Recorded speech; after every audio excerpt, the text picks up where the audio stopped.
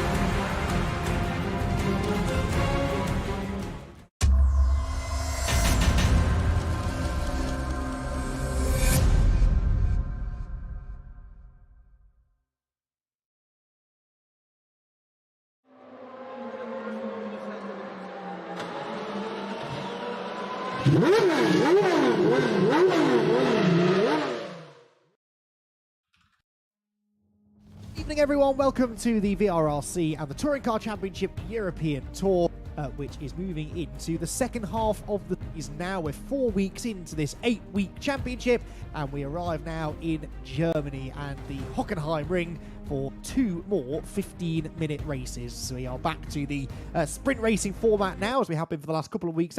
Actually, we trialled the 40-minute enduro race at Monza a few weeks ago, and we'll do the same again in a week's time at the Spa-Francorchamps circuit in Belgium before we come back to the sprint races at Bikaniki and Silverstone on the magnificent Grand Prix circuit to round out what has been a very, very competitive championship, and one which is set to take another twist here tonight in the absence of one of our championship frontrunners. Before on that later. It's Andy McEwan in the commentary box again. Unfortunately, feeling a little bit under the weather a week ago, but tuning in to watch the action at Red Bull Ring sorted me right out, and I'm here in pretty much full fettle to talk you through the action tonight alongside Jack Oliphant once again. And Jack, Hockenheim, the second half of the season beginning here, and this is where things start to get interesting.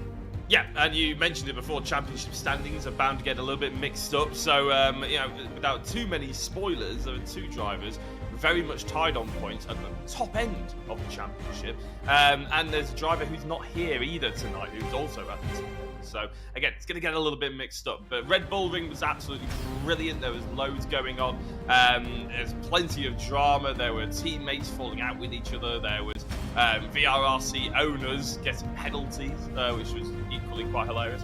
But yeah, plenty of drama, and you can actually see who took advantage of that most of all. Carl Felder's in the HFT motorsport team took home the most amount of points. Joel Lask second, and Eric Axelson in third. But as I said, there was some brilliant racing, very dramatic, and hopefully the Hockenheimring doesn't disappoint. You'd have told me a few months ago that we'd have Kyle Felvers topping the points on a night of football drive racing. I don't think I'd have believed you. It really goes to show how well he's come on. And yeah, winning the first race and a fourth race too saw him score more points than anyone else. Joel Lask had a win in the reverse grid race, but was strangely off the pace in race number 1. And Eric Axelson, Mr. Consistency, able to notch up a second and a sixth and keep himself well and truly in championship contention. Now, speaking of championship contention, this is how the points look. Joel Lask arrives here sort of at Hockenheim with a 12-point lead over Eric Axelson and Nicky Taylor. Joint second. They are then only 7 points ahead of Kyle Felvers in fourth. That strong night a week ago has really brought him into the mix. And then 102 points for Elliot Dalton-Ayres means that those top 5 in the championship are covered by less than 30 points. But actually, Jack, it's a little bit closer than that even, because the driver absent tonight is none other than our championship leader Joel Lask, which means that in essence you can sort of take him out of that picture now, because he's going to end up dropping points here tonight, and Eric Axelson and Nicky Taylor, in a way, joint championship leaders. Yeah, and there's 50 points up for offering just on race results alone. That doesn't take into account fastest laps and qualifying positions and everything like that. So Joel is gonna be hurting here a lot, and he's here in spirit, and he's almost here weirdly genetically, because his brother is obviously is going to be racing and jumping in with us tonight.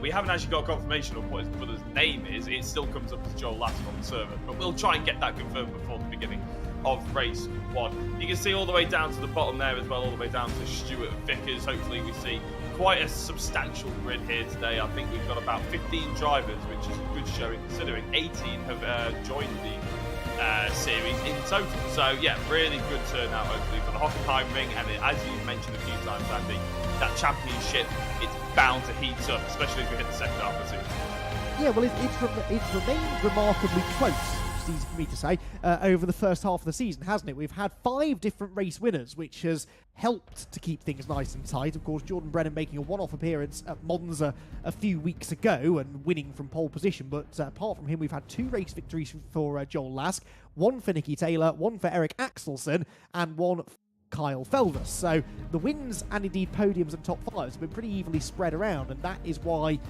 the championship is so close, and we expect it to continue that way through this second half of the season. Now, as ever here at VRRC, we don't expect them to race hard and put on a show for us for nothing. There are some prizes available, and look at that, a nice set of trophies for the first, second and third place drivers in the championship at the end of the season, and the driver of the round. And it was Andy Carroll who for the second time in a row actually earned himself the driver of the round a week ago. So Andy Carroll, I suspect, will not be the recipient of that again for the rest of the season, but he really has been a man on form of late, Jack.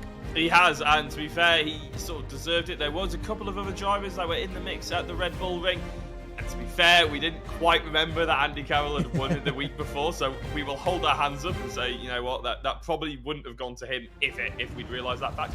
Because we like to spread it around, because there are always drivers that catch our attention, and I'm sure some of the drivers will be right up there again today. They'll be in the discussion, but hopefully, we can try and spread that around, because they do get a medal. It's not just pride; they do get a medal sent to them, and you know what? That looks pretty cool when you actually hang it up in the office or around the sim ring. So hopefully they enjoy it. I'd like to point out this is the Royal Week, because I was, of course, not here last week, so not guilty on that one. But, if you were here, it wouldn't have been an issue, would it? Of course, things never go wrong when I'm here, you know that. Right then, let's take a look, shall we, at the Hockenheim circuit then, before we dive into it.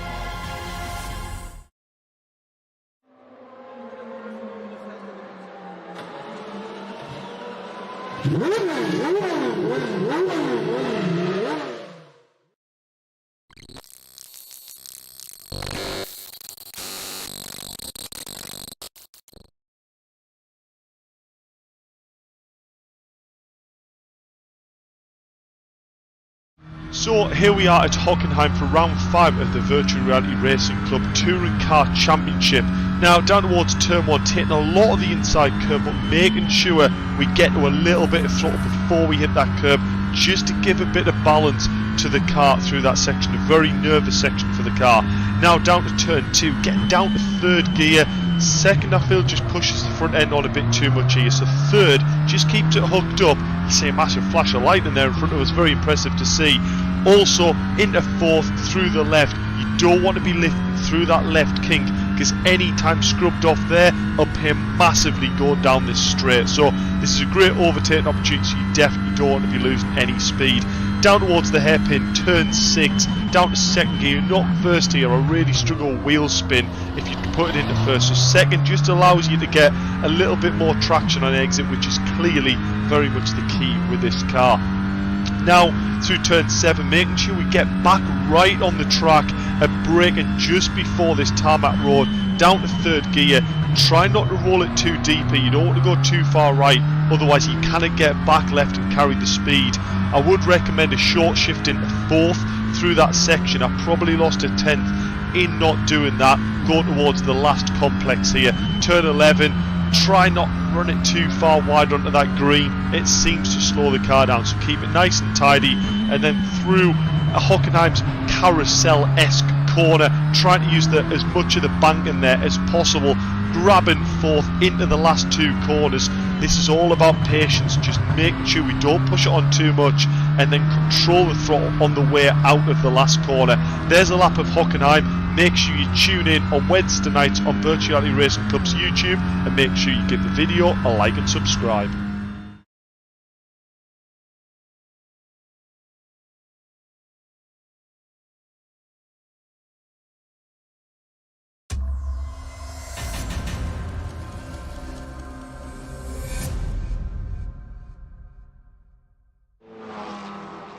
So the 2.8 mile Grand Prix circuit here at Hockenheim, playing host to the championship for this 5th meeting of the season, and we're already into this really short, sharp 10-minute qualifying session where we have drivers out there trying to set the fastest lap time possible in order to give them the best grid position possible for the race later on. So we are following not Joel Lask. I will call him Joel Lask at some point tonight, I'm sure, but we know that this is Joel's brother who is subbing for him here tonight, and he will still be running under Joel's name with his livery, just to confuse us that little bit more. It'll be interesting to see what sort of pace he's got. Eric Axelsen at the moment is fastest in the qualifying session though, with a 1:47.209, and Eric Axelsen, Jack, has proven himself in the past to be a bit of a qualifying king. Remember, he was on pole position for the first 2 rounds and has yet to qualify worse than 3rd season, and the Swedish assassin is continuing on that with provisionally pole position here today.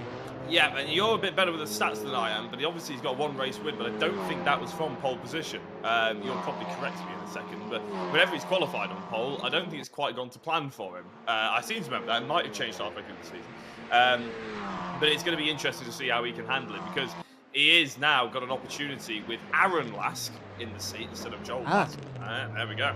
Found it. Well, it was put in the broadcast chart, I'll be honest. But, yeah, so Aaron Lask is here instead of Joel. So Eric has a real opportunity to stake a claim for that championship lead. Nicky Taylor, where's he? 2nd place. All of a sudden, our 2 provisional championship rivals, championship leaders, Eric Axelsen and Nicky Taylor, drawing on points, 117, are 1st and 2nd in qualifying, separated by a 10.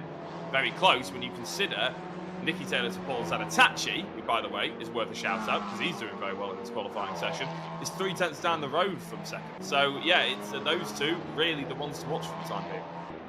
You're half right on Axelsen's pole to win ratio. He did start on pole position in the 1st round at Barcelona and finished 2nd, but then the week later at Paul Ricard, he converted a race 1 pole position into a race win. So he has done it 50% of the time that he's been on pole position. So halfway there. Paul Zanatachi, though, this is really impressive pace from him. Paul, with a best finish all season of, he's had a couple of 6th place finishes, didn't race with us at all at Paul Ricard, and 3rd fastest at the moment, and that seems to be a genuine lap. No one really improving this time around, and indeed Paul hails for the pit lane for a new set of tyres. So Paul Zanatachi then for the pit lane, and currently will be lining up on the inside of row number 2 alongside Josh Martin. Then it's Andy Carroll and Elliot Dalton-Ayres, and Rich Hayden, who is out there in 7th place at the moment, ahead of Reece Bell, John Jones and Stuart Vickers. So an interesting look at the front of the field with Elliot Dalton-Ayres now improving onto the 2nd row and snatching 4th place away. But yeah, Jack, Boltan Hitachi, really impressive effort there. It's very, very good indeed, especially upsetting some like Josh Martin and Andy Carroll have both been 2 very strong drivers in recent times. Carl Felvis yet to put a lap time in, but apparently he's had major shutdown issues with his PC, so his PC seems to have turned itself on. He hasn't done a lap yet with only 3 minutes to go. He's just about loaded into the session approximately 2 minutes ago, so he's loaded in and got straight out there to try and put in a flying lap or 2. So we'll see and keep an eye on how Carl Felvis gets on, and hope, fingers crossed for his sake, there is his first flying lap, that his PC doesn't just randomly shut down again as well. I think Rich Hayden's also having a touch of technical issues when he was going through practice just before we went live. So I'm hoping these bugbears don't really come up very often through the actual races. Yeah, Kyle's had a few qualifying issues this season, hasn't he? He's been kind of the opposite of Sulson, really, in that he's been very inconsistent in his qualifying efforts. Felvis 5th on the grid at Barcelona, 8th at Paul Ricard, 9th at Monza, and then suddenly a week ago at Red Bull Ring managed to qualify on the front row. So still chasing his first pole position of the season, but let's see what Kyle can do. He's heading down into the hairpin now at the end of the back straight, the Spitzkare hairpin. Locks up, runs wide, doesn't get within 3 acres of the apex there, and that will certainly have affected his run through the first part of the corner. It was looking like a good lap until that moment at the hairpin. Now, in fairness, you can run wide at that hairpin, straighten up the car and step on the throttle a little bit earlier with the wide radius, but I still think it would have been slower than the traditional line. Gets it a little bit nicer there into the tight left-hander, and then through this really tricky right-hander, try and ride that curve on the inside, help the car rotate out to the exit curb, and now down into the stadium section. The Mobile 1 curve is this really difficult right-hander, easy to mess that up. It's a blind entry over the curbs, and then out wide again in towards the hairpin. It's a good lap, this, Jack, apart from that moment at the hairpin. Yeah, that moment at the hairpin was such a shame. You're right, you can run a little bit wide, and quite often you might see F1 cars running just a touch off the apex on certain hairpins around the world. But the problem was he was still slowing down after the apex, so he clearly just missed the braking zone and missed the apex completely. So, yeah, not an ideal position for Carl Felvis' car to be in at that point, but this still will be an improvement, I believe. He comes across the line, and I'm bang on the money. I didn't think it was going to be that much of an improvement, though. Carl Felvis goes on to pole position. And for the record, me and Andy weren't wrong. Sector 2 was slow, but Sector 1 and 3 were absolutely ballistic. Which tells us there is probably more time in this for Kyle then. If he can hook up that middle sector as well as a good first and last sector, he could go even faster. He's onto his final lap. This will be now of the qualifying session, 1.25 minutes to go, and lap times in excess of 1 3/4 minutes, so he'll have time to do one more lap of the 2.8 mile circuit. Felvis then onto pole position provisionally, Axelsen 2nd, Taylor 3rd, Zanatachi 4th. So for the championship, this is also good news for Kyle Felvis, because he's only 7 points behind Taylor and Axelsen, but at the moment would be out-qualifying them. Now, can Nicky Taylor respond to this? That's the question. He's been bumped down onto the 2nd row of the grid now, but really could do with injecting himself in between Felvis and Axelsen at least, and maybe even going for the pole position through the final couple of corners he comes. So easy to get understeer of these front-wheel drive touring cars out of the last turn, but he dealt with that nicely, comes across the finish line, and Nicky Taylor goes on to his final lap with the new pole position time of 1:47.015. Is 15 thousandths of a second quicker than his teammate, and it puts Taylor to the top. Yep, Red Bull Ring a week ago, there was... I'm not going to try and stir the pot any more than I need to be informative, but there was a little bit of friction between the HFT teammates. Nicky Taylor and Carl Felvis now...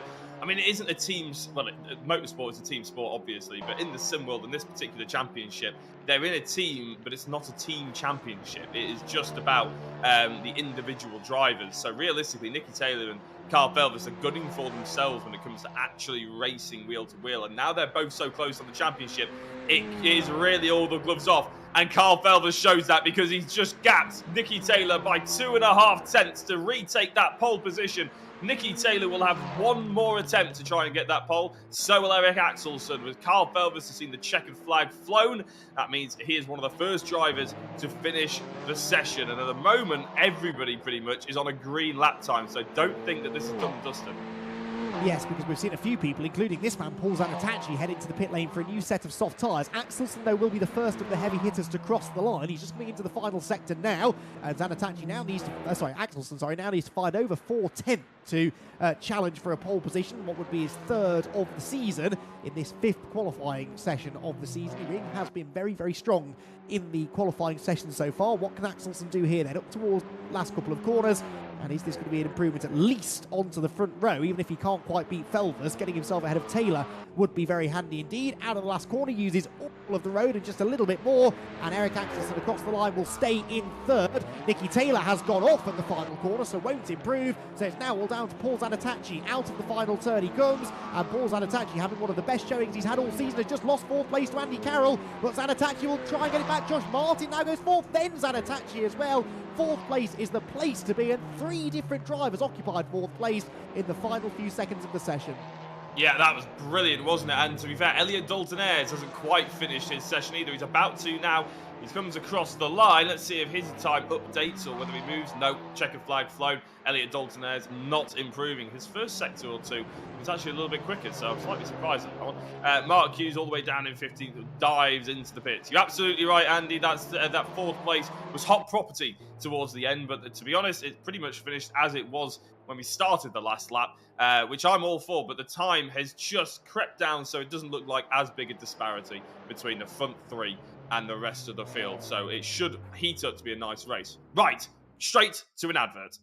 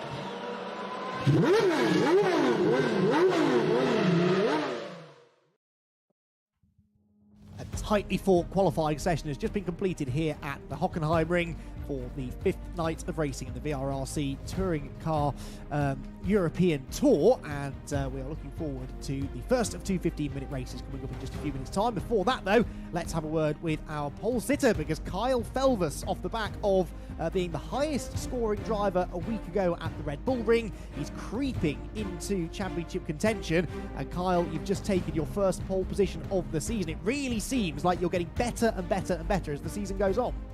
Yeah, I mean, that lap was hooked. I think it just beat my personal best. I don't know how I did it, to be honest, because I had a PC crash at the start of qualifying. Yeah, we were hearing about that. We were wondering if you'd even get out there for the qualifying session. You did, but with only half of it to go. And then the pressure's really on, isn't it? Because you know that you've got to perform and you haven't got an awful lot of time to do it. Actually, we saw in your first flying lap, there was a little bit of a mistake at the hairpin. At that point, how confident were you that you could get pole position? Well, I knew Eric wasn't where he should be. So I knew if I got even close to my personal best, as long as Eric didn't get a better lap, then it would be me and Nicky on the front row. And that is the situation then. And what does that mean for the run through the first lap or so? Because you two got to fight each other, haven't you? There's only now 6 points between you as things stand. So how hard do you race each other here over this first lap? Well, first lap, I think we're just going to try run away together because there's no point in battling each other as teammates. And even though we're fighting for the championship, it's better to just work together and then fight at a later stage. Okay, well, we'll see if that does go to plan. But Kyle, for the time being, congratulations on that first pole of the season. Best of luck for the race. Thanks, Andy. Kyle Felvers then on the pole for our first race here at Hockenheim, and it's going to be interesting to see exactly how he gets on when we do go racing. Now, we're joined by another guest, got a couple of minutes before the race starts, and Dave Marshall from the VRRC has joined us now. Dave, good to catch up with you again, and second half of the season, here we are, a championship that couldn't really be much more finely poised. I'm looking forward to this, are you? Yeah, and definitely shaping up after that qualifying session. A lot of very last-minute changes there, and actually, I could be wrong, I think I called it last week, Paul Zanatachi really putting his stamp on it and starting to find some serious pace in this to pull his way up the championship, so could be a real strong contender towards the end of this championship. Yeah, really impressed with Zanatachi there. Fourth place, by far his best qualifying effort of the season so far. His best previously was a pair of 8th place finishes. Now, Dave, Joel Lask absent this week. We do still have a Lask on the grid. His brother Aaron is racing for him. But for those who aren't perhaps all that clued up on the rules and regs for this championship, what does that mean for Joel Lask's championship challenge? Can his brother come in and win 2 races and bank the points for him, or is that not quite how it works? Yes, so basically it was a very last minute thing, and basically Joel said, listen, for this week while my brother's racing, regardless of what scores he gets dropped. This is his drop round. So Joel basically has gave himself no breathing room. Every round that Joel does is his scoring rounds essentially, so that makes it a lot easier for us and also a lot fairer for the championship as well, regarding the drivers he's versed. Excellent stuff. And of course that drop score means that actually even missing this round doesn't necessarily ruin Joel's championship hopes, and that is what we like to see. Dave, much as I could sit here and chat to you all night, we've got some racing to do, so we'll let you get off and enjoy the show. I think it's going to be a good one. In a bit, lads. Bye-bye. Dave Marshall there, always great to catch up with him. Well then, Jack, here we go. First race of the night about to get underway, and an all HFT front row. Do you believe Kyle when he says that he and Nicky are going to together seamlessly at the start here? I think that's always the intention. I will answer the differently, maybe going into race 2. Excellent. That fence you're sitting on must be mighty comfy. Right then, Kyle Felvers on the pole position, Nicky Taylor alongside him as we prepare for 15 minutes of racing here at Hockenheim, which I believed was about to get underway, but we've just had to reset the grid, I think, so we might be in a couple more minutes of build-up then, which gives us a little bit more time to dissect the grid we've got. And Jack, Dave mentioned there Paul Zanatachi when we were documenting this throughout the qualifying session as well. It's an effort that was from Paul. We do see this sometimes though, don't we? You arrive at a certain circuit in a certain car, and all of a sudden a driver will just click with it, and maybe that's what's happened for Paul here, because he's been midfield, let's be honest, all season long, and now second row on merit. What can he do from there, do you think? Well, it's a bit difficult because, as you said, he's an experienced driver in the VRRC. He hasn't. It's not like he's never turned up before. And it's not like he's never ran at the front before either. I mean, he was always in the VRRC Academy when I was covering that, and the League of Champions and everything like that. I mean, that feels like ages ago we were covering those championships. But he's always been around as far as I've been around. So it won't scare him being at the front end of the grid. But you're absolutely right. Sometimes drivers just turn up to a certain racetrack and it just clicks for them. It's always Donington for me, weirdly, but I couldn't ever hack the likes of Croft or Alton Park or Brands Hatch in the same way, and it can be a little bit frustrating because you can see that you should be in with a good championship battle. You've got good pace compared to the people around you. It's just sometimes a track doesn't quite click or an evening doesn't quite go to plan or something like that. So hopefully he'll be excited and he'll be wanting to strut his stuff with the championship contenders. And that raises my next question then, because he has directly in front of him 3 big championship contenders, the 3 big championship contenders in Nicky Taylor, Eric Axelson and Kyle Felvers, in the absence of Joel Lask this weekend. So let's switch it now onto their perspective. Are those 3 going to be concerned to have the likes of Paul Zanatachi up there? Because Paul could be a bit of a loose cannon. I'm not saying he's going to do anything wrong as such, but they'd rather just settle this between themselves, wouldn't they? Yeah, I mean, if it was up to them, they'd probably only have a 3-car race. But at the end of the day, it's not how we roll here at the VRRC. But the advantage of it being is the fact that, as I said, Paul Zanatachi has ran at the front in various championships, and championships that all of those three drivers have ran in as well. You know, Carl Felvers and Paul Zanatachi were actually fantastic rivals in the Academy Series. They had some really good battles from memory, and I think it was in the classic touring cars, I think they were absolutely basically neck and neck, and it was fantastic to watch. So I'm looking forward to seeing Zanatachi right at the front end of the order. But you're right, from the championship perspective, Nicky Taylor, Eric Axelsson, and Kyle Felvers, they probably will be a little bit nervous to have a driver that doesn't really have anything to lose behind them. You know, he doesn't have anything to sort of worry about in terms of, oh, he's not even in the top 5 in the championship, and we don't have prizes for the top 5 anymore regardless. So Zanatachi will be going just for pride. And that can alter your mindset if you are a championship contender going into, maybe not turn 1 here at Hockenheim, but definitely that sharp hairpin going to the bottom of the field with those push-to-passes as well. You just start to think, oh, maybe I need to cover him off a little bit more than the others because the others might be slightly more sensible. We're not too sure.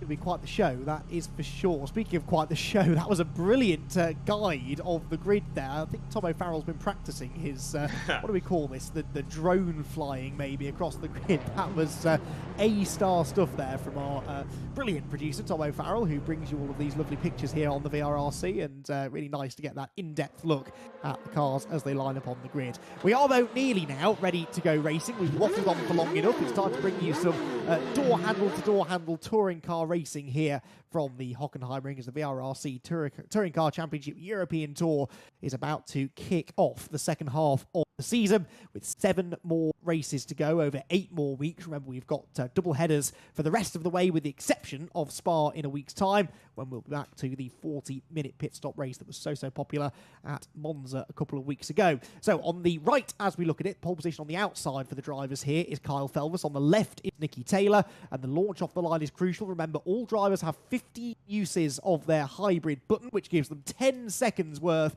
of extra hybrid power with a 2-second cool-off period in between.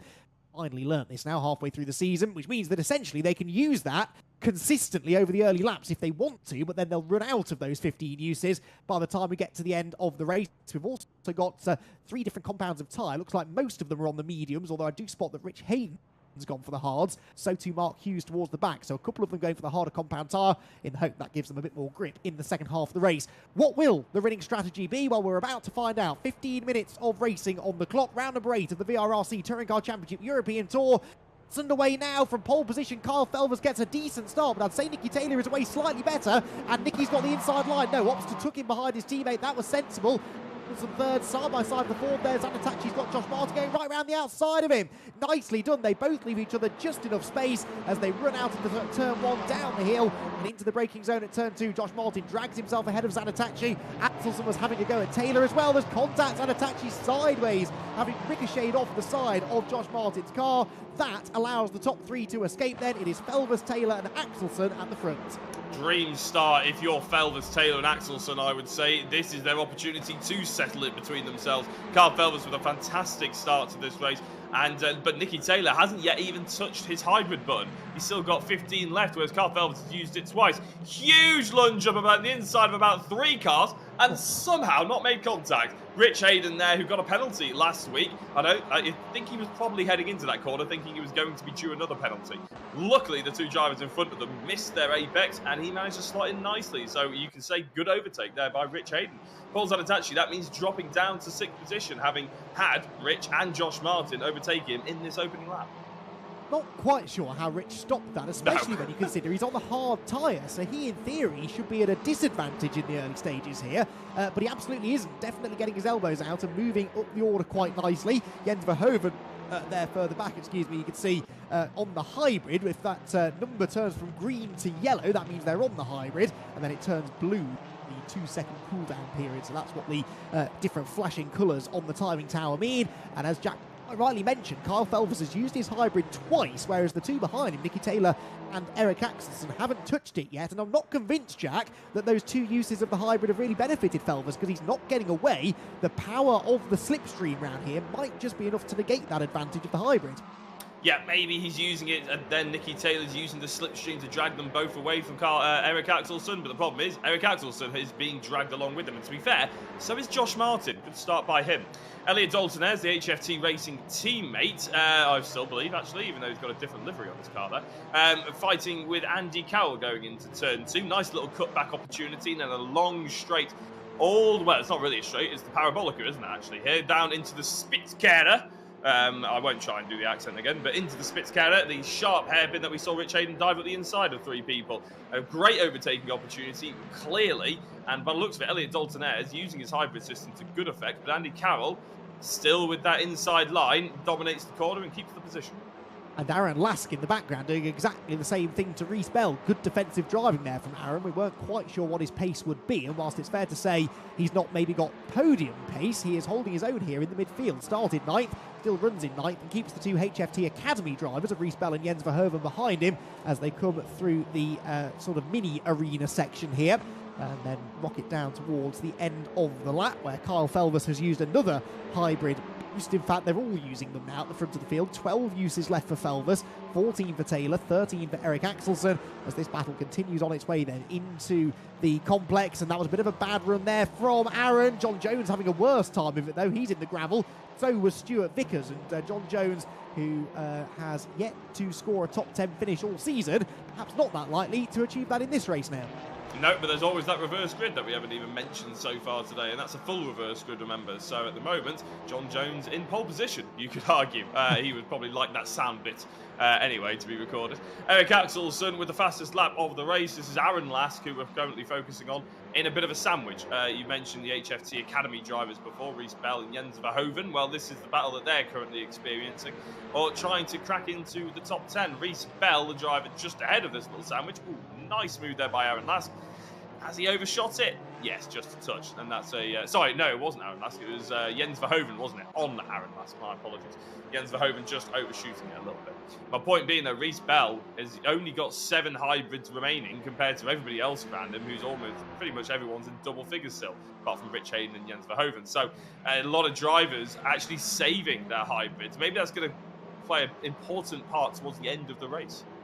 Yeah, we've seen this a few times. Rich Hayden did it, didn't he? At, I think it was Paul Ricard, where he used all of his hybrid boost early on, and then we were like, well, surely he's going to drop like a stone now through the rest of the race, and he didn't. Manage to finish 4th place. So it can be done, but you might need a little bit of luck if you can escape from a group of cars behind as they fall over each other. That can allow you to get by without using too much of the hybrid. Interestingly, Rich has used a lot of that hybrid again in this race, and he's down into single figures already, but on hard tyres, keeping pace reasonably well. He's now got some attention from Paul Zanatachi, though, who is trying now to get himself back up the order. This for 5th position then. The sort of green, turquoisey blue VRRC livery car is Rich Hayden. The yellow, blue, pink and white car behind is Zanatachi, 5th and 6th, nose to tail towards the end of lap number 3. Yeah, man, it's still a good result by Zanatachi as it stands, isn't it? I mean, it's still slightly better than his average qualifying position, and he is getting a lot more airtime. So it is still an impressive drive, and he's in a good position where he can attack Rich Hayden long into this race as well. We've only got 9.5 minutes left. It's not going to be too many laps remaining, so not too many opportunities for those lunges into certain corners, but it's still lots of opportunities around the Hockenheimring, really, actually. You know, the obvious corner is that Spitzkehre, which is the hairpin that they're about to go down into. But realistically, you've raced here, not in real life, Andy, a couple of times in the sim, haven't you, with MX-5s and touring cars alike? And there isn't always an opportunity to maybe go side by side, because it's quite a nice wide circuit. Yeah, there is. Certainly if you're feeling feisty under braking, you can throw a bit of a lunge at the inside into a couple of corners, but often those corners then release you onto a long straight, as Paul Zanatachi almost climbed into the boot of Rich Hayden's Cupra into the hairpin. Was lucky not to lose a place there to Andy Carroll, and actually Paul demonstrated what we said earlier on. You can come off the corner on the wide line and still get good traction, and he's on the hybrid now. He cuts the corner, bounces over the curb, and he's going to be determined to get up the inside here into the left-hander. This has got contact written all over it. There it is. Door to door they go. Rich Hayden gives him one back. This is good stuff. And Zanatachi now finds himself on the outside line again. Rich Hayden's going to run him right out to the edge of the road, but Zanatachi's done it. Nicely done. I think Paul, having made the mistake at the hairpin and then opted to use the hybrid, was determined to actually make something of that then, because if you use the hybrid jack and it doesn't yield an overtake, that can feel like a bit of a waste, as Andy Carroll goes for a gap that wasn't there and almost turns Rich Hayden around as well. Rich is having a lively lovely lap here. You mentioned Tom O'Farrell on the broadcast. He picked the best angle to see that there was absolutely no gap for Andy Carroll to squeeze through, didn't he? It's fairly obvious. And Rich, to be fair, managing to make the corner, even though he did get that little bit of a bump of acceleration into the braking zone. Nicky Taylor and Carl Felvers just trying to point out they've still got half a second gap, but they've still got Eric Axelsson and Josh Martin for company as well. So those drivers, even though we haven't seen them, it's still pretty much close as ever. 7.5 minutes to go. I think they're just biding their time to see if they can do something in the last couple of laps potentially. So we're going to be focusing on this battle for the time being. Rich very much in the thick of it, just like he was last week as well. He was one of those drivers that was always on the screen, whether or not that was for the best reasons or not. It did get a little bit too feisty, the Red Bull Ring, but at the moment, Andy, I would say that this has been fairly respectful and pretty good racing. Yeah, absolutely. I think he is struggling a bit on those hard tyres, though. He had that storming start and was very, very good in the early stages, which we know Rich is, but maybe now just not quite got the raw pace. But we are only just into the second half of the race, so there's time yet for this to change around. We're not missing anything at the front of the field, by the way. It's still Felvers leading, 6/10 the gap back to Taylor in second, 7/10 back to Axelsson third, 6/10 back to Martin in fourth. So those are top four pretty equidistant, actually. I wonder whether Zanatachi's got the pace to bridge that 2.5 second gap to get to them. He's certainly pulling away from Hayden now by over a second. Rich is having his mirrors full of Andy Carroll and Elliot Dalton-Ayres. You ride on board with Dalton-Ayres now, who is right in line behind Andy Carroll, who in turn is trying to find a way past Rich Hayden, and two medium tyre shod cars here chasing down the hard tyred Cupra of Rich Hayden in sixth. Yeah, and I'm just having a look at that gap again at the front four. A little bit of a gap opening up between second and third place man, Nicky Taylor and Eric Axelsson. About a second almost. So the two HFT racing drivers who Carl Felvers mentioned that they want to work together to just pull away slightly. That at the moment is working as a plan. And actually two really quick laps by Felvers and Taylor going across the start-finish line now. So yeah, really good. And we're on board with their teammate, Elliot Dalton-Ayres, like you mentioned. Not really gaining though. Andy Carroll and Rich Hayden seem to be just about pulling away, not only from Elliot, but from each other as well. Indeed so, and on the hybrid is Felvers at the moment as he tries to build up that lead battle. There is Nicky Taylor in second place though, and he's still getting a whiff of that slipstream. Now from a championship perspective, this is ideal for us really, for us neutrals, because Carl Felvers is taking some points out of Taylor and Axelsson, and Taylor and Axelsson would separate themselves in the favour of Nicky as things stand. But is that how it's all going to wrap up by the end of the race, I wonder? Josh Martin, of course, behind them, isn't actually a million miles back in the points either. So these are four championship contenders, really. In fact, I would go as far as to say everyone down to about Rich Hayden in the points has half a shot at this, because they're all so evenly matched inside the top 9 or 10 positions. So yeah, certainly every position is going to count here, and these are the seasons that I quite enjoy, Jack, because there are, we'll get back to that in a moment, because Rich Hayden and Andy Carroll are knocking seven bells out of each other. Out through the mini complex they go here, the mini arena section, and Rich Hayden just about fending off Andy Carroll for the time being. Carroll on the hybrid there, looks to the inside line. That's a tricky place to make a move. It almost ends in contact. Rich had to open the steering up there and ends up running wide onto the curbs. To the outside goes Carroll. Reese Bell sitting in behind them. Sorry, Elliot Dalton-Ayres sitting in behind them. Tried to take advantage of a brilliant switchback there from Carroll, who muscles his way through, and that was some really good touring car racing. Great stuff that from Andy Carroll. He forced a mistake there out of Rich Hayden. Rich ran wide at the hairpin, and Andy was able to dip straight up the inside. I think the phrase you used just there sums it up perfectly. It was really good touring car racing, wasn't it? I don't think you'd be appreciated if you did that in F1 or in GTs, but in touring cars, I think that was pretty much what you come to expect when you see these guys racing out on circuit. So I'm sure Rich Hayden is going to give it back just as good as he got it as well. And as he tries to look at the inside of Andy Carroll, they're both on the hybrid, by the way. Andy just opens up the steering to allow him to have the apex. He knew that he'd lost that corner, and Rich, with the better run and the cutback here, he'll be on the outside for the hairpin. Whether or not that will actually mean that he won't make the overtake, we'll have to wait and see. Rich on that early power, on that early hybrid. Andy Carroll getting a little bit later, which meant he's come back a little bit at him. And Andy's going to be on the inside, but really late on the brakes goes Rich Hayden. We've seen how he can get the car stopped, but he runs a little bit wide, won't get the run out of the corner. Elliot Dalton-Ayres is sat there thinking, why can't I quite get there? He hasn't quite got the pace to be able to actually take advantage of any of these drivers going side by side, because these guys will be slumming each other up massively. What Elliott does have is a couple more uses of the hybrid, because Carroll and Hayden are down to 3, whilst Dalton Ayres has 5 left. Eric Axelsen, in third, has already used his full quota of 15 hybrids, with still 3 minutes to go, and Carl Felvis with 3 more uses than his teammate Nicky Taylor, so it's looking good for Felvis out in front. The hybrid doesn't make or break your race, but it certainly helps you to have some saved for the last few laps, I would imagine. So maybe that's where Dalton Ayres, for example, might be able to come back at these two. If Carroll and Hayden keep on fighting, Dalton Ayres is staying with them without having to use the hybrid boot to do so. So this, I think, is a good position for Elliott to be in through the final couple of corners. On board with Rich Hayden, you can see the steering inputs there to the left-hand side of the screen. Runs over the curb, out wide on the exit, not quite as wide maybe as Carroll, and he sits in behind. Now, they're both, interestingly, using the hybrid down the pit straight. Now, Jack, that isn't somewhere I would choose to use it, because it's not that long a straight, and you're not going to get up the inside into turn 1. Surely it's better to wait until now and use it on the run down towards the second corner. Yeah, and turn 1 is not easy. It's very quick, and obviously you have to measure your braking, so you want to brake as little as possible. But if you use the hybrid going into it, you're going to be adding 5 miles an hour, probably minimum, going into your entry speed, which means you have to hit the brakes a lot harder, and then you'll be...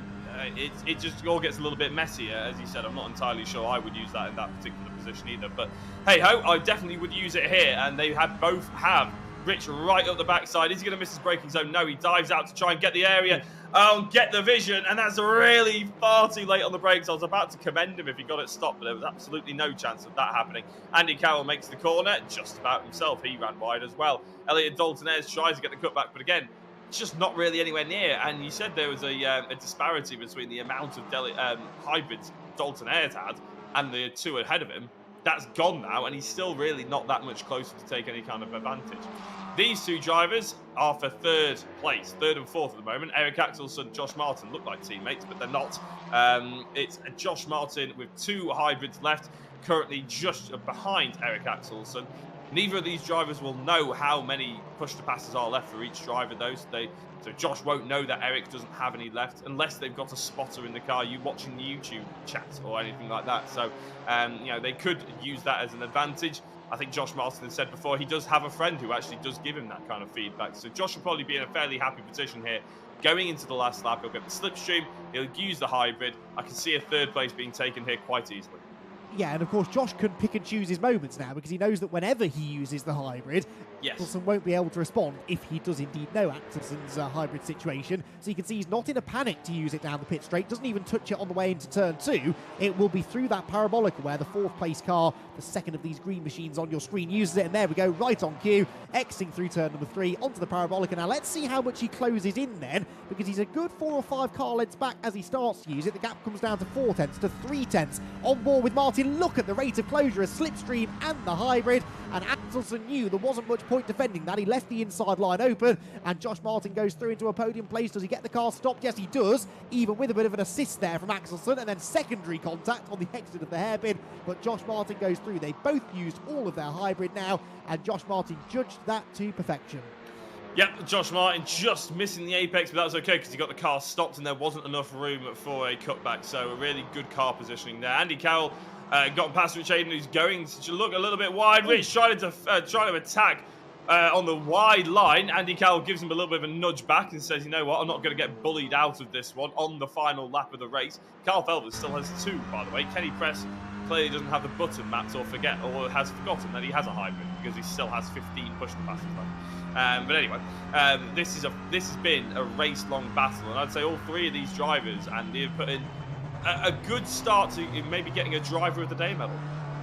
They've certainly kept us entertained, haven't they? I mean, every time we come to them, they're in a different order, apart from the fact that Elliott Dalton Ayres always seems to be at the back of that group. Anyway, the checkered flag is out, and almost forgotten, it's a HFT Racing 1-2 with Kyle Felvis winning from Nicky Taylor, Josh Martin with that brilliant last lap move for 3rd, and Axelsen in 4th. Then it's Zanatachi with Andy Carroll winning the battle for 6th, ahead of Rich Hayden and Elliott Dalton Ayres with Reese Bell and Joel Last rounding out the top 10. Jens Verhoeven comes through in 11th, and then, as you said, it's some way back to Kenny Press, who brings one of my favourite looking cars on the grid, actually. I do like this livery, out of the final corner, and by having not used any of his hybrid, is going to finish in 12th position. John Jones in 13th, Mark Hughes will come home in 14th, or will he? Stuart Vickers tried to come back. I didn't remember these two both went off the road in the early stages, but Mark Hughes will finish in 14th then, with Vickers rounding out the 15 finishes. But a great race that for Kyle Felvers. We'll hear from him, Nicky Taylor and Josh Martin on the other side of the break.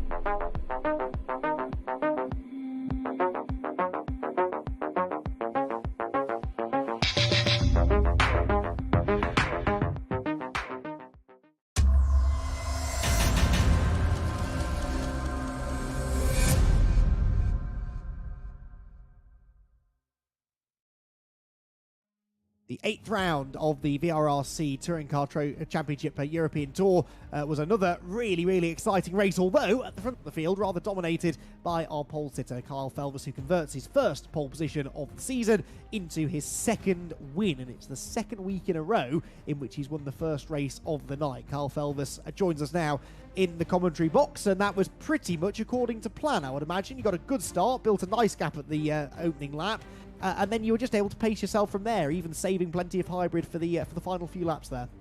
Yeah, it was a good race. Me and Nicky, good teamwork through T1. Just Nicky tucking in behind, and then we were able to just push on together and get away.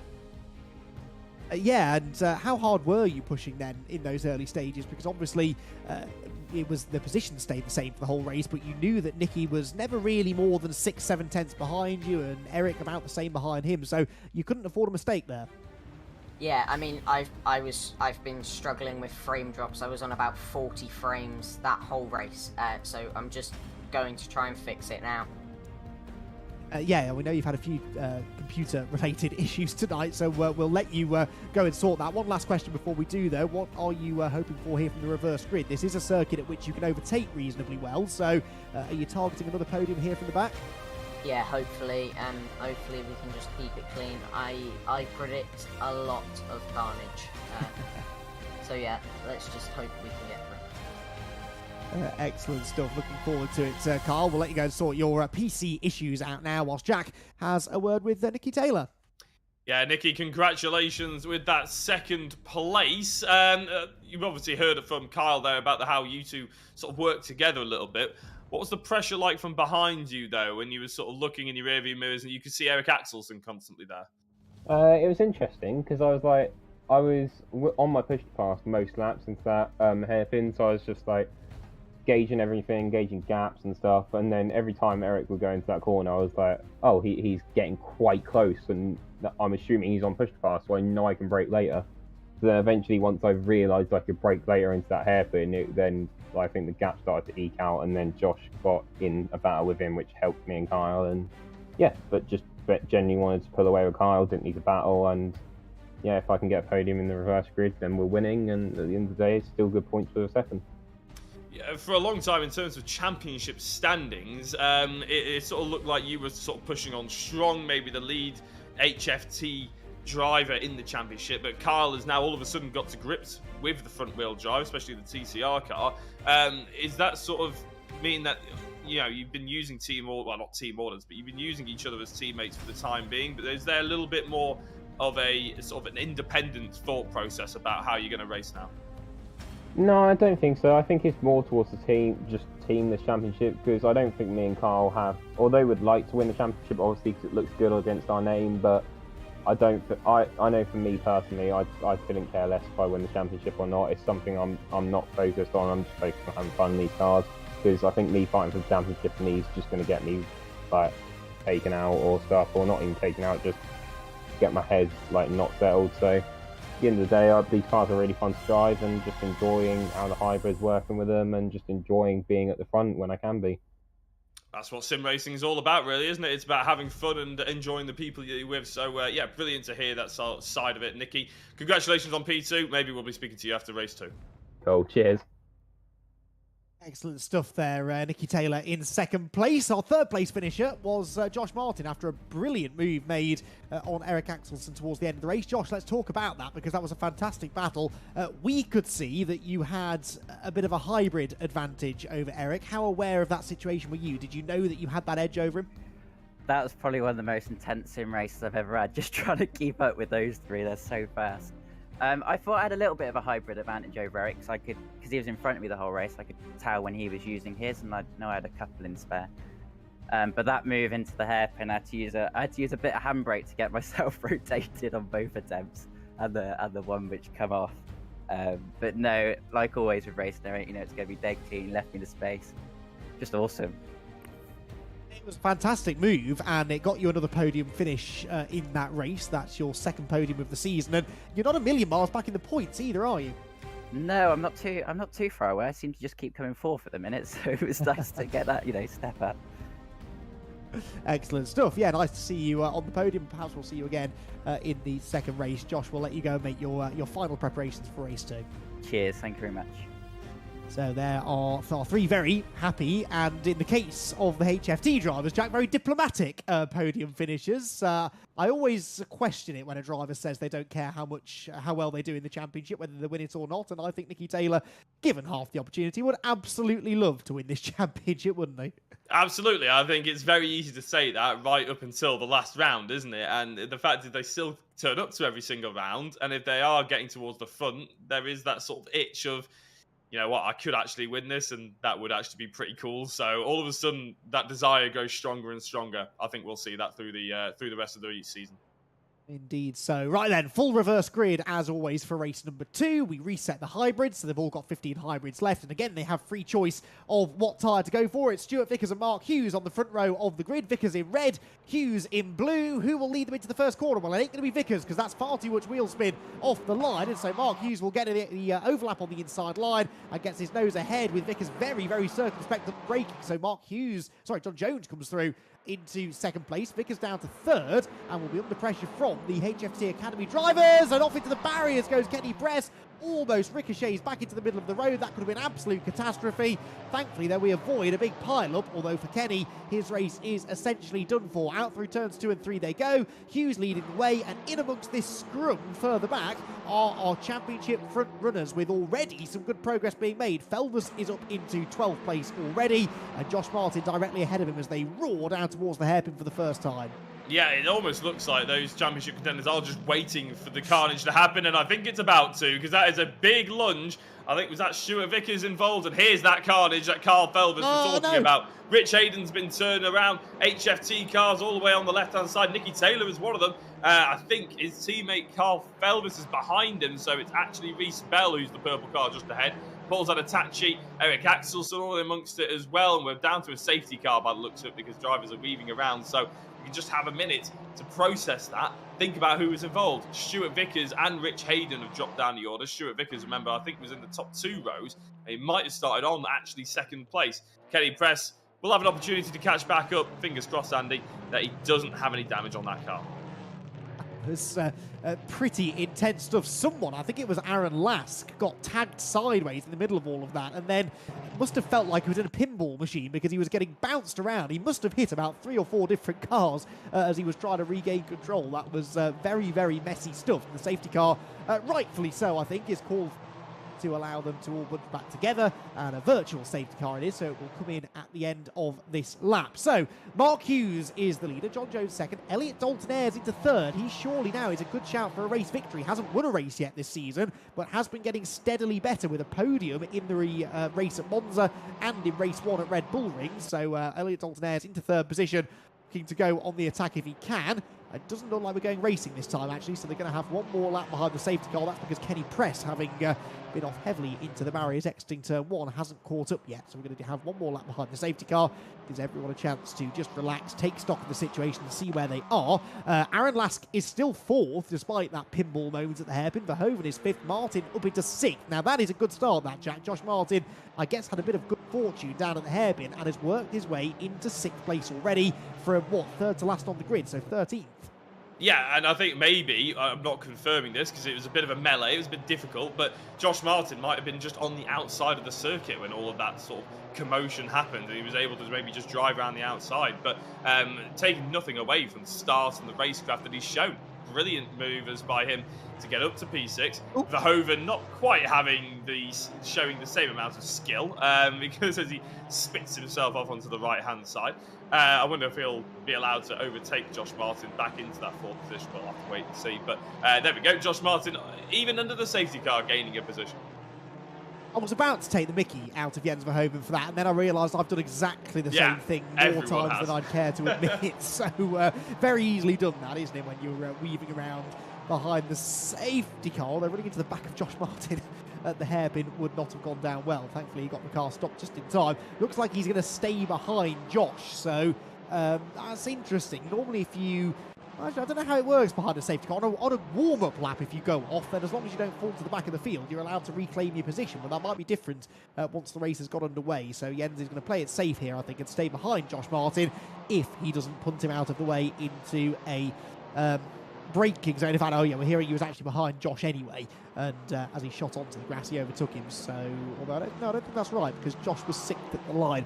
Anyway, we're going to go restarting this time around with Mark Hughes and John Jones at the front, and of course, Jack, they've all saved some nice juicy hybrid now, haven't they? Because they haven't been using it over the last couple of laps. Yeah, but Rich Hayden hasn't saved the front end of his car. He's speared into the left-hand wall and has managed to... Well, his car doesn't look too damaged. These cars are very strong, but that's not ideal for Rich, unfortunately. But yes, they have saved quite a few, which means we're going to be going for an all-out sprint. So Mark Hughes will have all the pressure. When's he going to go? He's not leaving it late, I wouldn't say. He's already gunned it. Why not? Go early. It's more of a virtual safety car than it is a full safety car, so you can overtake whenever you like as soon as the lights go out. Elliot Dalton-Ayres has done exactly that. He's gotten them to the inside into turn 1 of John Jones, who gets hung out to dry a little bit. Aaron Lask goes through. Josh Martin will be the next driver to try and take advantage.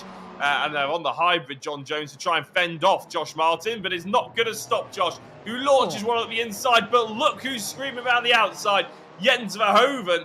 Brilliant move there. Saw that the two drivers on the apex were going to be really very slow and decides to just stick his nose in where it wasn't welcome. Excellent presence of mind, that from Verhoeven, and look, even better presence of mind there to block John Jones in. Jones bullies his way through into the middle lane there. This is going to end in tears. 3 wide into the hairpin. Verhoeven realises it, breaks early. Others are steaming in behind. That's Anatachi. Josh Martin sideways and around. Josh Martin tagged sideways completely by John Jones. Stamps on the throttle and saves the car, but that kills his momentum off the hairpin. And here comes Nicky Taylor up the middle of everybody. John Jones gets into the back of him though. Taylor is sideways off the road, saves it, bounces back over the curb. He's on the inside line. Josh Martin goes sailing straight on. It is all kicking off here on this safety car restart. And how we didn't have 2 or 3 cars pointing the wrong way there, I will never know. Atkelson now sweeps around the outside of Josh Martin. These are championship contenders, right where they don't want to be, stuck in the midfield, getting punted left, right and centre. John Jones is sideways now. He was given a big serve at the back by Carl Felvers. Sanatachi in there as well. Jack, it is all going on. Yeah, people thinking John Jones is a moving chicane at this moment in time, isn't it? There is a big pace difference, and I think Carl Felvers didn't expect him to be going that slowly through the fast right-hander. So Felvers now gets through him by following Paul Zanatachi. Josh Martin at that hairpin, the reason why he went sideways is because he yanked the handbrake again. You could see the back end just flicking around a little bit. That slowed him up too much on the exit, and it just cocked that rear right wheel a little bit, and that allowed just the smallest bit of contact was always going to send him round, and that's inevitably what happened. Aaron Lask on Mark Hughes. Aaron Lask is, again, flying the flag for the Lask family on the podium position for the time being. Will he stay there? We'll have to wait and see, because he's got Jens Verhoeven, but then more probably a bit more of a danger is Nicky Taylor in 5th place at the moment. And these 3, the fight for second, are going to slow each other up. And And you know that Jens Verhoeven isn't going to slow Nicky Taylor up.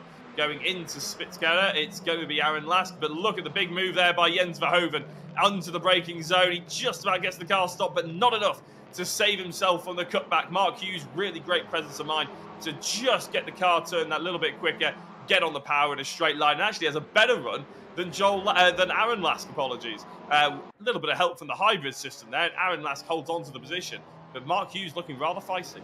And Nicky Taylor dives up the inside of Jens Verhoeven, as you suggested. That was a relatively uncontested move, but he won't make it quite so easy for Axelsen, who tries to sweep round the outside and gets a hip and shoulder for his troubles. Taylor now the inside of Mark Hughes, who, by the way, is the only driver on the hard tyres in this race, Mark Hughes. So that early safety car helping him a bit, actually, because he was able to hold position at the point of the race at which he would normally be struggling. Tried to get back up the inside of Taylor, had to abort that move, and so in the end, Verhoeven's able to steam round the outside. So Taylor goes third, Verhoeven fourth, Hughes down to fifth with Axelsen sneaking around behind him, and then Josh Martin, who gets alongside the Swede into the penultimate corner, and I think Josh Martin is going to go through here because he will leave Axelsen aside. He's got the inside for the final corner as well, just barely cleared Eric as they came off the final turn, and Josh Martin, who's still got 10 hybrid uses left, so more than any of the other front runners, is into the top 6 again. This has been a brilliant night for Josh. It has indeed, yeah. Another strong contender for driver of the round, and Mark Hughes, who's on the hybrid system. Even though he's on the hybrid, he still looks under threat from the charging green behind him. Look at Eric Axelsen trying to get later on the brakes there just to carry a little bit more momentum through the corner. And to be fair, he has opened up a little bit of a gap. Josh is having to use the hybrid just to try and stay with Eric Axelsen for the time being. We'll see how they get down into the hairpin. Elliot Dalton-Ayres, you said that it's a good opportunity for a race win. At the moment, he's doing well as Mark Hughes gets swallowed up by a charging green army of Eric Axelsen just ahead of Josh Martin. Josh Martin goes for that inside move. It's very similar to what we saw in race 1 on the final lap. Josh Martin comes out on top and with no assistance from the handbrake this time either. Maybe he's learned his lesson. Yes, now he's got those rear tyres up to temperature. Perhaps they're gripping a bit better. 3 wides and Zanetachi. Can he save it? Surely not. He's on the grass. Back into traffic. He will come across the road and crunch into the barriers. That is a real shame for Zanetachi, who then gets another bit of contact from John Jones just to add insult to injury. But that was ambitious, I think, Jack, is the word I'll use to describe that. 3 wide into that kink is never likely to work well. And Zanetachi was, I think, the last one in, wasn't he? He was the one trying to fill that gap on the inside, tried to avoid the contact off the curb, and unfortunately that's ruined his race. Yeah, I'll tell you what, though, I would have been very impressed. It was just a couple of centimetres he clipped that tyre wall. Otherwise, he would have drifted and probably just stopped on the track and would have been able to get back going again, pointing in the right direction.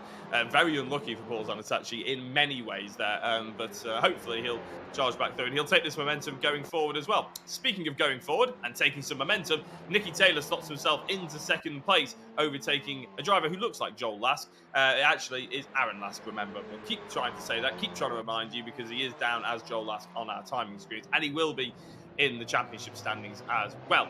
But Nicky Taylor getting into second place and now trying to chase down Elliot Dalton-Ayres.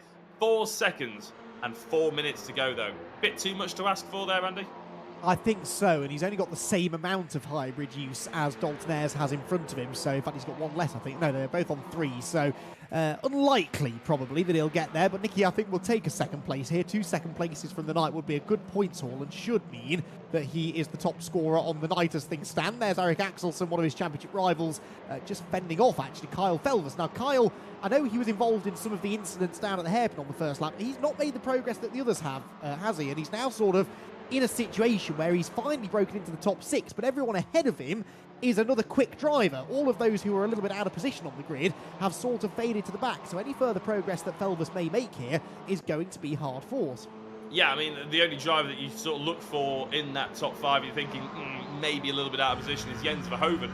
But Jens Verhoeven has been fairly impressive in this particular race. And yeah, okay, got a lot less hybrids uses than the likes of Josh Martin, but only 1 less than Eric Axelsen and Carl Felvers. And as I said, Jens is stuck there on merit. He's actually been really quick this race, so I've been very impressed with him, actually, for this reverse grid here at Hockenheim. So, as you mentioned, very difficult for Carl Felvers to pick off any easy positions, and therefore the championship is going to be a little bit more difficult to take any more advantage. But he did win race 1, so there's always a silver lining. Maybe he can save himself from getting a fastest lap, because of course that is worth 3 points here at this race. Very true, and that means we'll have to have a look at the timing screens at the end of the race, see who is setting the pace. That lead gap, by the way, is coming down, isn't it? It's come down by nearly a second since the move was made for second. I still think Nicky Taylor's going to run out of time. He'll have this lap and more, and he's using hybrid at about the same rate as Daltonaires, but let's see, 3.6 seconds now is the gap between them. Speaking of hybrid, Josh Martin is the man with the advantage here because he's still got 7 uses left compared to the 1 for Jens Verhoeven, who I was about to say is ahead of him, but very quickly ends up behind him again. So Martin into 4th. Who's out of the inside? Oh, dear, that was nearly disaster. And that was Kyle Felvers up 1 and back 2 because he briefly got past Axelsen for 6th but ran wide, and Andy Carroll takes that 7th place away from him. That was nearly complete calamity though there. I thought he was going to spear into his teammates. Yeah, his PC may have stopped crashing, but that doesn't mean his car was going to stop crashing either. And luckily, he scythed his way through. Quite amazingly, to be honest. It is amazing sometimes how drivers can just see a gap, even though they've completely missed it, their braking zone, and just manage to squeeze through the tiniest of margins and not collect other drivers. I'm gonna call it his skill. It might just be pure fluke. Jens Verhoeven just behind Josh Martin and just ahead of Eric Axelsen, and that remains to be so, mainly because the circuit gets very narrow. With a massive sideways moment for Jens Verhoeven. He's got no chance of catching up to 4th place again. He's got a slim chance at holding on to 5th and that top 5 positions. But again, I'm actually still really impressed with Jens Verhoeven here, and even if he comes behind Carl Felvers, that's still a really strong top 10 position, and he's raced right at the front all of this race too. Yeah, we've had flashes of pace from Verhoeven in the past, actually, and looking at his results from earlier in the year, he was 5th, actually, in the first race of the season, and unfortunately hasn't been back in the top 5 since, and that might be about to change, but he's got no hybrid left, and he's got Axelsen, Carroll and Felvers swarming around and behind him, and Axelsen is going to try and get the overlap out of turn 3 into the Parabolica. Eric is on the hybrid, so is Andy Carroll behind, and that was a bit of a chop there from Verhoeven. That's getting a bit naughty now. He's squeezing, and Axelsen had to back out of it. Carroll keeps on coming, but surely Verhoeven will cover the inside line. Can't quite get there. 3 wide into the hairpin for the final time. Carroll on the inside, Axelsen on the outside. Carroll goes sailing straight on. That will delay Axelsen and might actually allow Verhoeven to get on the inside. They're wide now as Kyle Felvers tries to nip up the inside as well. Verhoeven fades back, and now Axelsen and Carroll door to door heading into the kink. Round the outside goes Carroll. That's the inside of the braking zone into the tight left-hander. Kyle Felvers can't get past his teammate in the background, by the way. Now he clears him as Carroll does the same thing to Axelsen. That was fantastic racing. A little too robust maybe from Jens Verhoeven, but got past him in the end, and it's Carroll the big beneficiary. Amazingly, Carl Felvers, after having that moment, is actually in a really strong position again, isn't he? They may have slowed each other up greatly, but as they tried to go around the outside of Eric Axelsen, Carl Felvers is showing that he really does have a fantastic amount of car control. I say that as he touches the curb, as I give him the commentator's curse. He's stopping to try and let Eric Axelsen back through. That really dissipates that kind of drama, but one driver we can focus on is a race winner in Elliot Daltonaires. Nicky Taylor in 2nd place. Joel Lask will come home in 3rd, but only just after a charging Josh Martin really put him under pressure, and 2/10 was the gap across the line. Andy Carroll rounds out the top 5. Jens Verhoeven was 6th in the end. Mark Hughes 7th. Reece Bell in 8th. Eric Axelsen ended up coming up ahead of Carl Felvers, who I think realised he was in the wrong and did what drivers in VRRC always do. We always like them to do it, and that's allowing the other driver that they've caused harm to get back past however far down the order they are. Paul Zanatechi came across the line in 11th. Kenny Press in 12th. John Jones is about to cross the line in 13th. Started on the front 2 rows, I believe. Stuart Vickers was 14th. And Rich Hayden, who ended up spearing himself into the left-hand wall on the warm-up lap, on the safety car lap, I should say, will come home in 15th place, 15 seconds behind Stuart Vickers. A great race there by Elliot Daltonaires. We hardly saw him at the end, Andy. Yeah, absolutely. Elliot Daltonaires benefited from a decent grid position, escaped the early carnage, and then was able to pull out into a big, big gap. And it's Elliot then who joins us now as the race winner. And Elliot, your first win of the season. And when you look back at Barcelona at the start of the season, where you had a 10th and a 7th, did you expect that you'd be on the top step of the podium as we moved into the second half of the season? Not really, no, because Barcelona was a bit of a disaster for me, not getting very high up in the order for qualifying, and it was two bad races really in Barcelona, so I'm happy to be back on the top step because I haven't been on top step since Croft in Civics. Wow, has it been that long? I hadn't realised that. That's, yeah, a bit of a dry spell for you then. But is there a reason for that, do you think? Is it just that the touring car with all the hybrid and the tyre compounds has taken a while to sort of wrap your head around? I think so, because at the start I wasn't really used to the hybrid, and then kind of got used to it, and now I'm on the top step, so I'm pretty happy. The early stages of that race were really important, weren't they? Because you were able to sort of get to the front quite quickly and then escape from the rest of the pack. The safety car could easily have allowed some of the really quick guys from the first race to latch onto your tail and go with you, but that wasn't able to happen. And no, after the safety car, I kind of pulled out a massive gap, and a few times looked in my mirror, saw that Nicky got into second, so then I pushed a little bit harder, but still another pretty boring race, to be honest. But back on the top step. I'd take a boring race if it gives you a race win any day of the week, that's for sure. Elliot, well done on the race victory. Anyone you want to give a shout out to? Have you got anyone watching along at home? Bono for helping us in the Google Meet. Bono, the Bono? Surely not. No, just Ethan. Excellent stuff. Thank you, Elliot. Then, congratulations on the race win. Right then, Jack. Second place, another second place, is second of the night for Nicky Taylor, and yet again, you're going to catch up with him now. Yeah, Nicky, again, I'll repeat myself. Congratulations on the second place. I bet that one feels pretty good from a reverse good race. Yeah, the start was a bit sketchy. Went 3 wide going down into the right-hander after the hairpin, and I think John Jones just thought I wasn't there, or just thought he could still take his racing line and just speared me off into the distance. But other than that, yeah, the safety car kind of come out at the perfect point for me, so I was going around the outside of that hairpin to try and gain as many positions as possible, and pretty much got caught up in all of it. But yeah, no, quite interesting, quite enthralling race, and at the end of the day, Elliot got the gap early. I couldn't really catch him and was just made it another HFT 1-2, and I think we got like 4 HFT cars in the top 10, so it's good. I was going to say, realistically, you had 4 minutes to catch 4 seconds. You made a pretty good job of it. You caught about 2 seconds. Was there ever a chance where you thought, oh, you know what?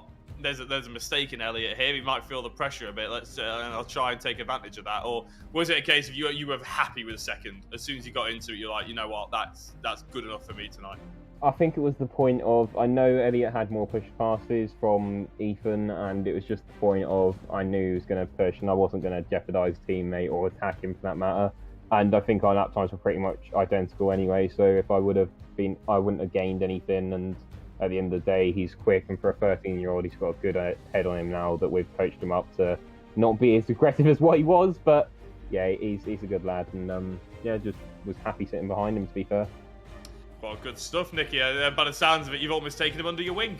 Yeah, we have tried to. We've tried to make a family, and yeah, Jens and Elliot have been the 2 young ones that we've kind of tried to push up the grid, and it's working. Slowly but surely with Jens, but it's working, and he's getting quicker as time comes. I was going to say, I was speaking quite highly of Jens in that particular race especially, so do pass on our congratulations for a good evening for him, even if it didn't quite work out as well as he'd hoped in the end. But yeah, great drive by you specifically, and just a little bit of a spoiler, you may have taken the championship lead.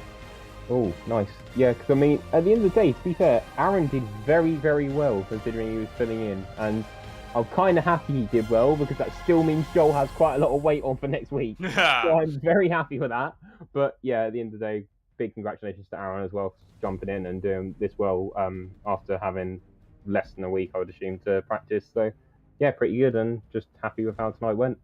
Well, Joel Lask's points tally might actually change between now and next week, so he might still lose a little bit of weight, but probably not as much as we maybe thought he would do going into qualifying. Thank you very much for having a chat to us, Nicky. Anybody you'd like to give a shout out to? No, just my mum, dad, and Ethan, who is watching in New York. So thanks for being our crew chief, lad. And at the end of the day, yeah, just happy how the day went, and happy I can do all the people that have been watching.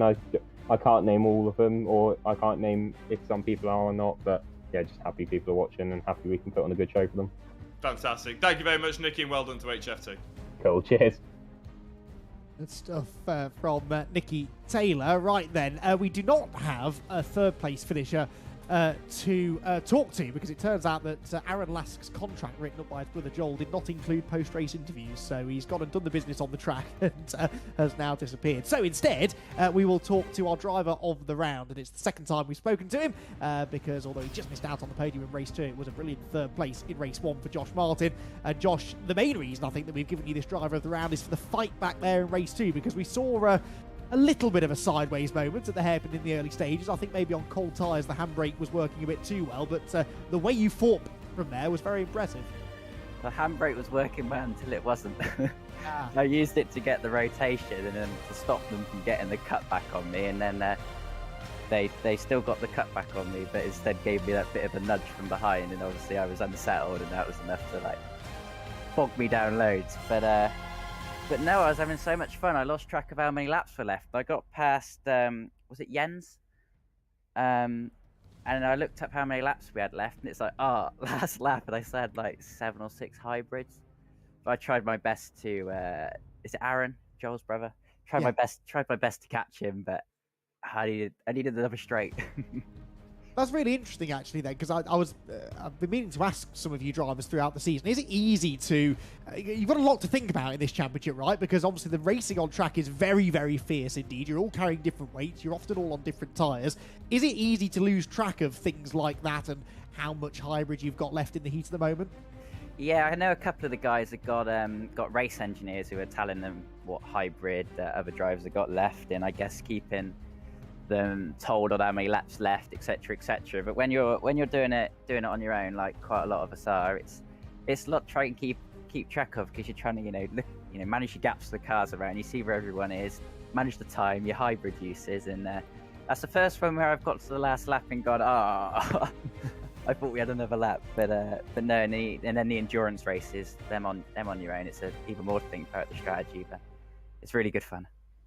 It is, and we've had great fun watching you, Josh. Congratulations on the podium earlier on, a strong finish in race 2 as well, and the well-deserved Driver of the Round award will be making its way to you shortly. Cheers, thank you very much. Josh Martin then makes himself a very, very strong night here at Hockenheim. Now then, Jack, we might be joined, I think now, by our podium finisher. We have a Joel Lask in the Discord, but I reckon this might be his super sub to have a word with you, Jack. Yes, Aaron, are you with us? Oh, fantastic. It's nice to hear from the other Lask, and an equally quick Lask as well. Did you enjoy tonight? Yeah, it was quite good fun. It was a bit hard to get used to. To be honest, I've been pretty slow the whole time. Got a bit lucky at the end. We found a little bit of pace, but yeah, it was really, really fun, to be honest. I wouldn't do yourself such a disservice there. I thought you were pretty quick, considering you were just jumping in for the one round. How much practice did you end up doing? To be honest, I've been on it today. Done a few laps, and I could put the odd quick lap in, but consistency wasn't there. So I'll just, to get a podium, pretty happy with that. Some good points. It is good points indeed. Is there an opportunity potentially that we could see a Lask partnership on the grid in VRRC in future? 100%. I had a lot of fun tonight, so I'll see what I can do about that. Oh, that would be exciting. That would be a bit of a... I was going to say, it'd be nice for you guys to take it to the HFT team as well, because you two certainly would have the pace as well. Fantastic. Thank you very much for jumping in and having a chat to us, Aaron. Well done on scoring your brother a load of points. And if we do see you in the future, I'll look forward to it. Thank you very much.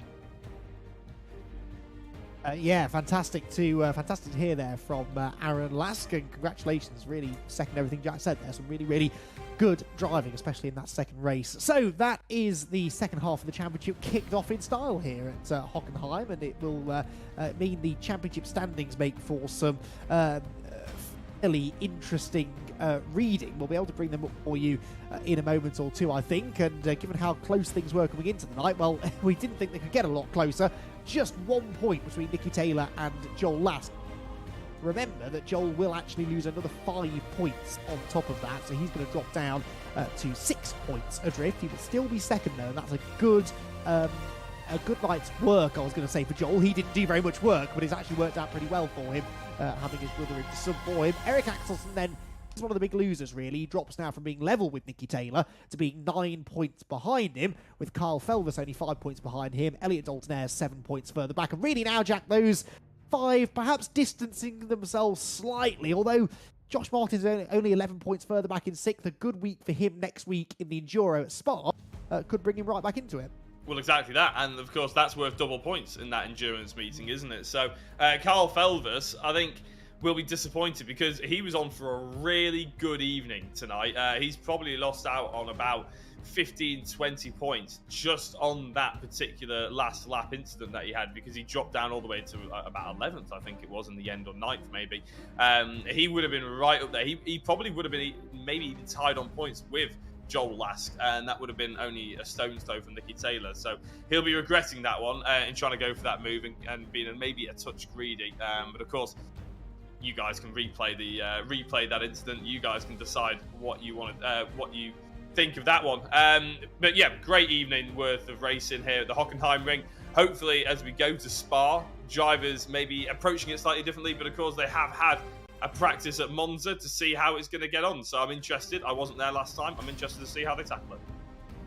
I think you're in for a treat, Jack, and I think anyone tuning in next week is as well. If you're thinking now, oh, I might give next week a miss, you know, I don't really like endurance racing, it's not going to be as fun as the 15-minute sprints. Well, give it a go, because we were kind of posing all of these questions ahead of Monza. We weren't quite sure what kind of racing we were going to get at Monza, and it was probably the race of the season, because the strategic element that was thrown in there of when to pit, changing compounds of tyre perhaps when you do come into the pit lane, managing the hybrid over the race as well. The drivers all loved it, and we really enjoyed watching it. So yeah, looking forward to doing that all again.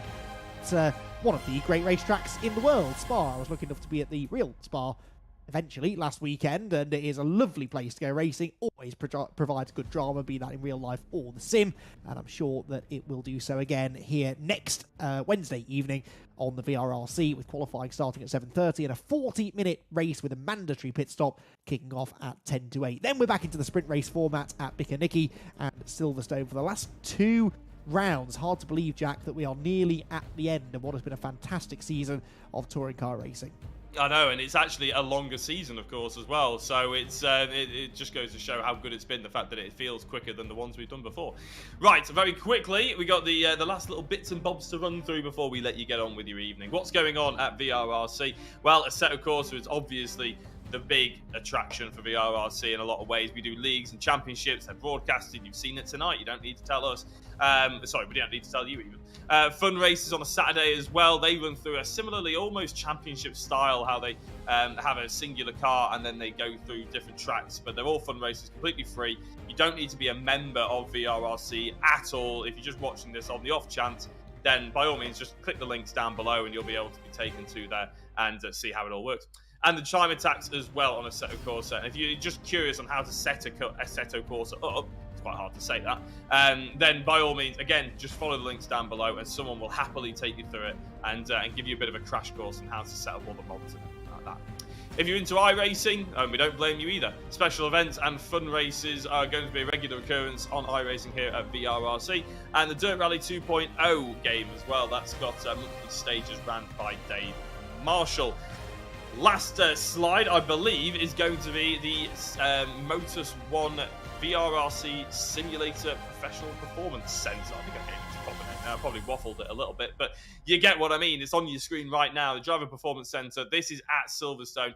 Loads of different units, all set up to try and give you the best opportunity to improve at real-life racing as well as sim racing. And there's also opportunities to have social events here, and VRRC will definitely host social events here. All these screens are all linked up, and all the PCs are all linked up so you can race each other. Very similar to how the old VRRC truck was set up, if anybody has ever had a go in that. I know many drivers have. Carl Felvis actually started the championship in that truck, and I'm sure he'd love to have a go at the Driver Performance Centre as well. All the details on your screen there, so if you're ever down near Silverstone, pop into Motus One, head yourself upstairs and have a crack at the simulators. Yes, which is something I will endeavour to do before the season is out for sure. So, yeah, great stuff there. at the Driver Performance Centre. That is it, though, from Hockenheim, and we have 3 nights of racing, 5 races to go, a championship that couldn't be an awful lot closer. We're going to want to have ringside seats for the final 3 nights of racing in the VRRC Touring Car Championship European Tour. We'll be back again in a week's time for that second pit stop race at Spa. But for now, from myself, Andy McEwan, from Jack Oliphant, from Tom O'Farrell, Dave Marshall, and everyone else here at the VRRC, thank you very much for joining us. We'll see you again next time.